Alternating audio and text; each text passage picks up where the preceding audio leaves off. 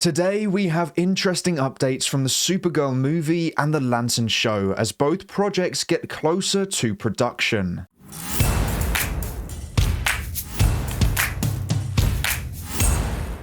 Hey everyone, welcome back to our DC News. Today we are going through some of the DC updates that have come out recently as more DCU projects are in various production phases. So let's start with the first DCU project, Creature Commandos. James Gunn has confirmed that post-production is nearly over for the show that debuts in early December. So with the show releasing in exactly a month's time, they have almost finished production, which feels quite close to its release date, but this is a pretty normal thing. Now, The Penguin ends next week with its 8th and final episode coming out on Sunday night, and I've seen many DC fans upset with that being the case, and I am too. Many are not only upset that the show is ending, but also that it means there won't be any new DC entertainment for a while. But that really isn't the case. Whilst the show is coming to an end, DC is just getting started. We have the Penguin finale this Sunday, then in early December, we have the first episode of Creature Commandos, with Brazil's CCXP also taking place at the same time, where we are expecting a Superman trailer to be released, so we will be able to watch that on repeat for weeks on end and break down all the small details, and whilst that is happening, Creature Commandos will be releasing weekly, with it concluding on January 16th.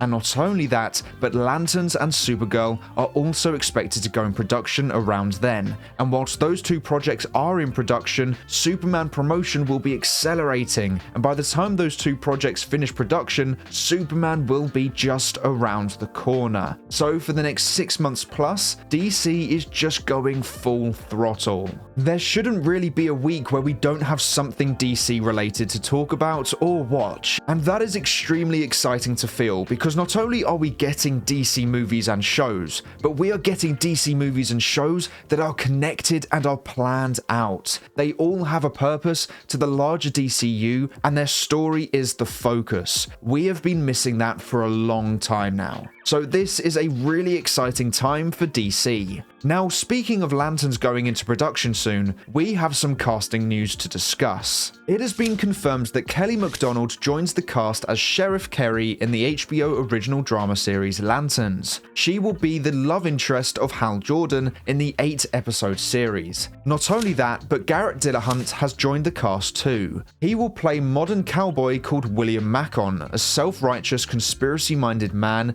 who masks his ruthless ambition behind a charming and calculated facade. So, 2 more members of the Lanterns cast have been announced, and I'm really looking forward to this show. After Superman, this is my most anticipated DCU project, as it really seems like it's a down-to-earth, gritty detective show with Green Lanterns who have barely been seen in live action. But Lanterns isn't the only DCU project with casting news. James Gunn has confirmed that Eve Ridley has been cast in Supergirl Woman of Tomorrow. She will play Ruthie, and I assume will help Supergirl take down the villain of the movie, who has also been cast. Gunn confirmed that Matthias Schoenaerts will play Krem of the Yellow Hills, a hunter who killed Ruthie's father. So things are shaping up for the Supergirl movie as well. Now, once I have finished reading All-Star Superman, I think I will get my hands on Supergirl Woman of Tomorrow and start reading that, which will further my understanding of this movie. But I do like going into these films and not knowing what's really going to happen, so maybe I won't. For those who have read that story, please let me know if it's worth picking up. Now, moving on to our final update of the video, Gunn has confirmed that there are only 2 more episodes of Peacemaker Season 2 to be filmed. Now, you guys know I didn't like Peacemaker Season 1. I actually really disliked the immaturity of it and the humor used, but I do really appreciate and actually like the overall story. I just don't like what it's covered in, unfortunately, so I'm hoping for Season 2 the characters have grown up a bit, or at least have better jokes, and hopefully the story is more at the center of the show rather than the humor. But let me know your thoughts on all the updates from today's episode in the comments below.